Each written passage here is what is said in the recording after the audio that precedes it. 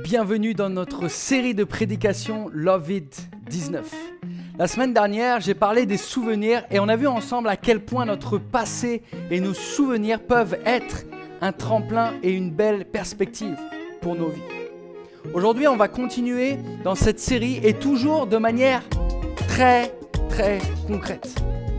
Aujourd'hui, la planète est plongée dans une crise sans précédent et nous voulons croire, crier et exclamer fort que l'amour aura toujours le dernier mot.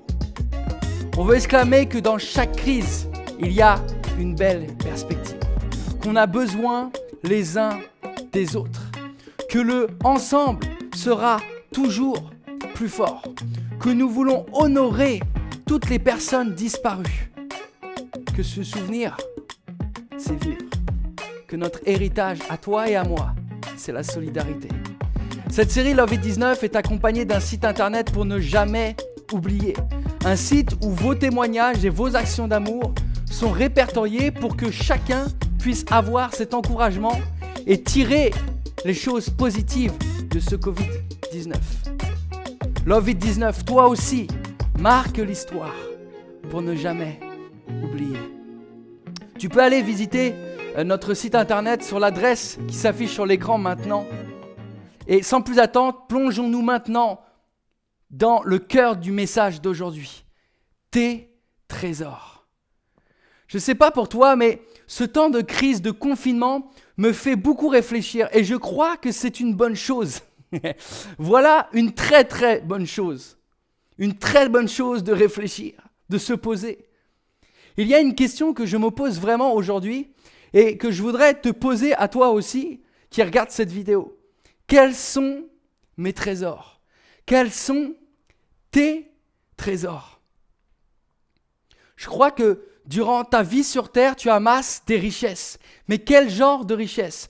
Est-ce que c'est un trésor pour la terre ou est-ce que c'est un trésor pour le ciel?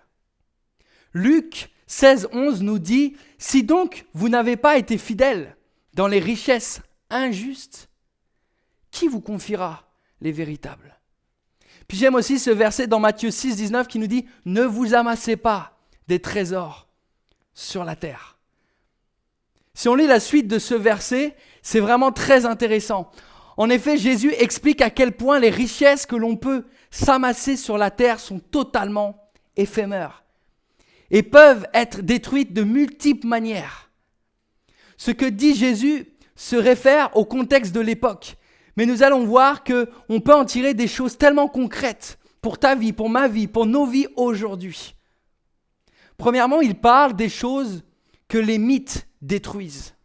Et une partie de la richesse de l'homme se composait à l'époque de tissus sous forme de tapis, de tentures et de vêtements. Et la vermine, les mythes menaçaient ce trésor. La beauté était facilement détruite. Est-ce vraiment différent pour nous aujourd'hui ? Nous continuons à dépenser des sommes pour peut-être du mobilier et l'aménagement de notre intérieur.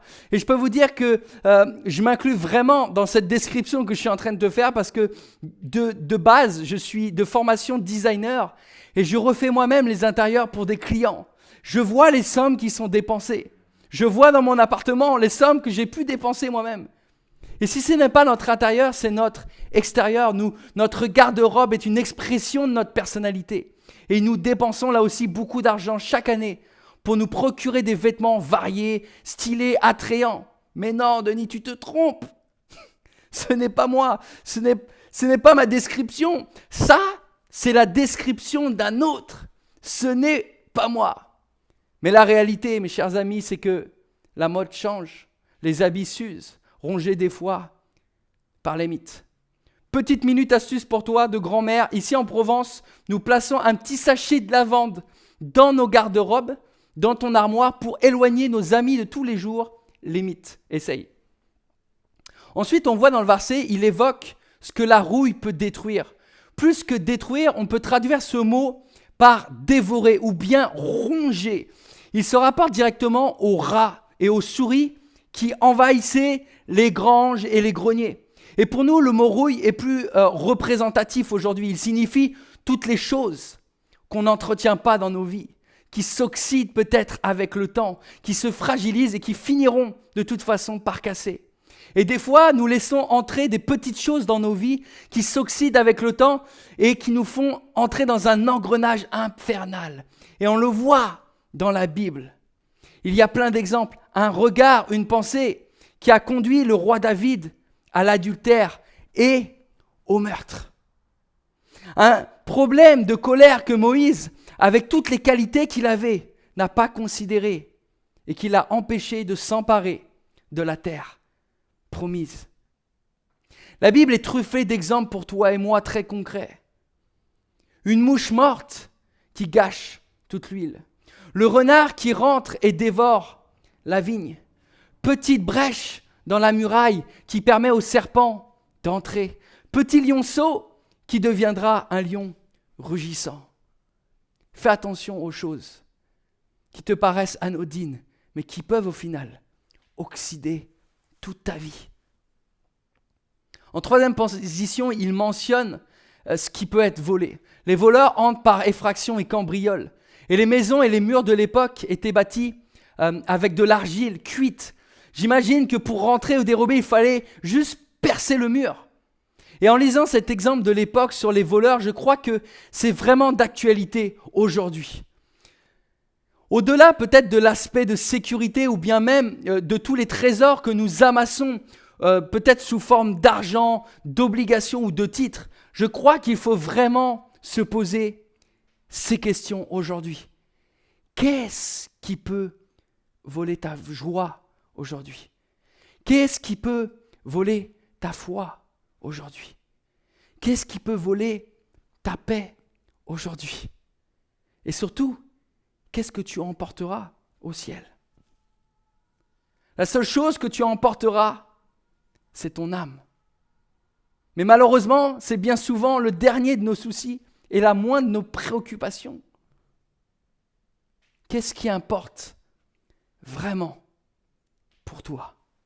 La Bible nous dit que là où est mon trésor, là aussi sera mon cœur. Dans Matthieu 6, 21. Et Jésus fait allusion à cette partie de notre être qui ne périra pas. Ton cœur, ton âme. Quelle sorte de cœur as-tu acquis pendant les années de ton existence sur terre? Je crois que cette question est tellement importante. Car c'est exactement ce qui va déterminer ta destinée éternelle.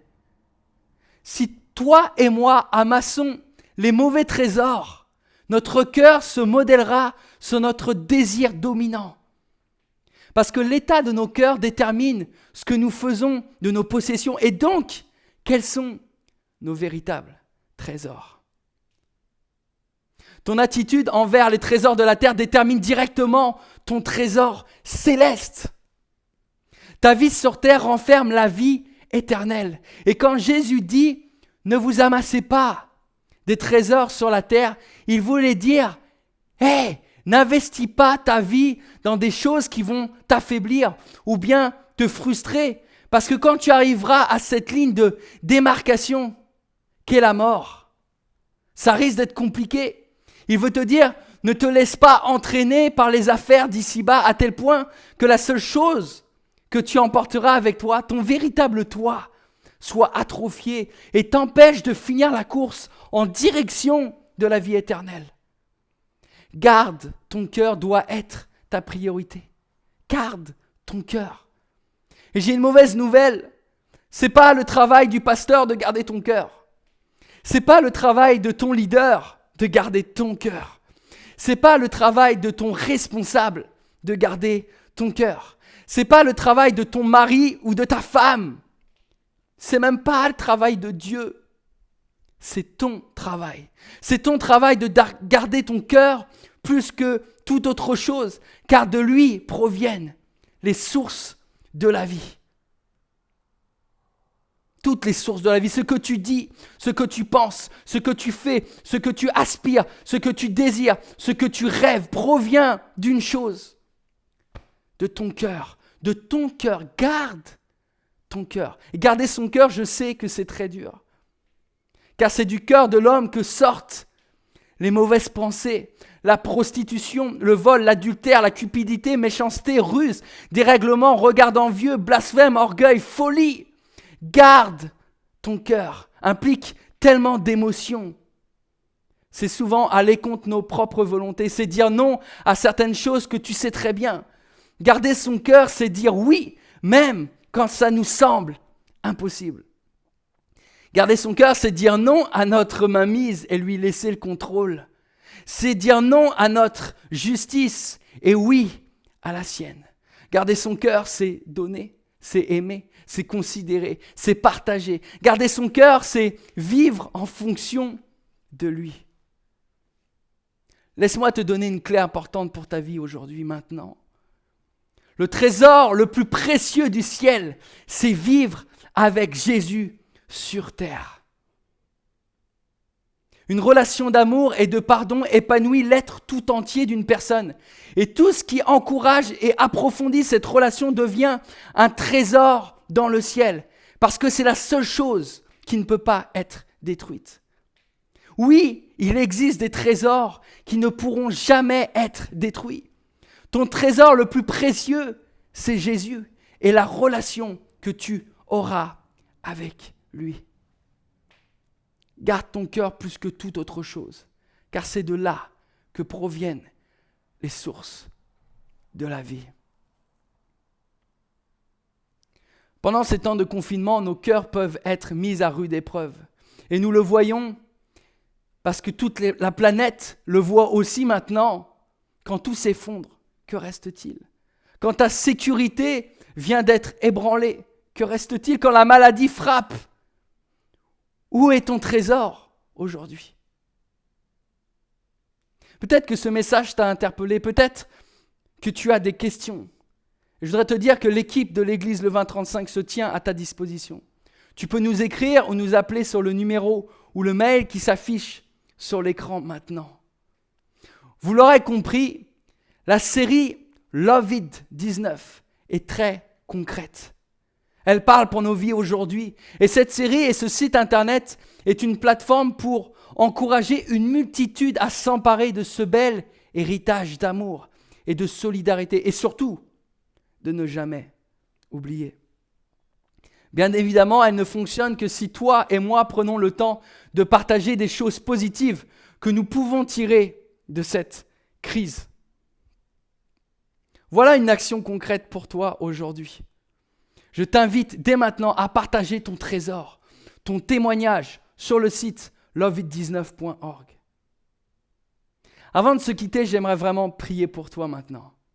Je sais que le confinement est un moment exceptionnel. Et je voudrais te dire, ne reste pas seul. Entoure-toi, prie, partage, écoute. Surtout, n'oublie pas, le trésor le plus précieux du ciel, c'est vivre avec Jésus sur terre. Une relation qui change absolument tout et te permet d'avoir un cœur qui est capable d'aimer, de pleurer. Un cœur qui est capable de tendre la main aux autres et de risquer d'aimer à nouveau. Un cœur honnête, rempli de tendresse. Un cœur dont le trésor provient du ciel. Je vais prier pour toi maintenant. Seigneur, merci pour la qualité de vie, Seigneur, que tu nous donnes sur cette terre, Jésus. Merci pour ton amour inconditionnel, Seigneur. Seigneur, je veux te prier, Seigneur, pour les trésors, Seigneur, qu'on amasse sur cette terre, Seigneur. Je prie, Seigneur, que ce soit des trésors qui soient éternels. Seigneur, je te remets toutes les personnes qui sont en train de regarder cette vidéo. Je prie que tu puisses toucher leur cœur maintenant, Seigneur. Je prie, Seigneur, qu'au travers de tes mots, au travers de ton message, Seigneur, il y ait une compréhension plus concrète de ta vie, Seigneur, de ce que tu souhaites, de tes trésors éternels, de cette relation tellement unique que tu nous proposes d'avoir avec toi. Je prie, Seigneur, que cette relation, que chacun des personnes qui regardent cette vidéo puisse avoir cette relation tellement intime avec toi et que ton amour divin puisse couler sur leur vie maintenant. Je souhaite, Seigneur, que pendant ces confinements, tu puisses parler à notre cœur, Seigneur, qu'on puisse comprendre l'importance de le garder plus que toute autre chose, car c'est de là que proviennent les sources de la vie. Seigneur, garde-nous dans tes bras d'amour. Seigneur, fais de nous ce que tu veux qu'on soit. Dans le nom puissant de Jésus, je t'ai prié. Amen. Je vous souhaite à tous un merveilleux dimanche, si vous regardez cette vidéo dimanche, et un merveilleux autre jour, si tu regardes cette vidéo un autre jour. Je te souhaite le meilleur et une pluie de bénédictions sur toi, et je te dis à très bientôt.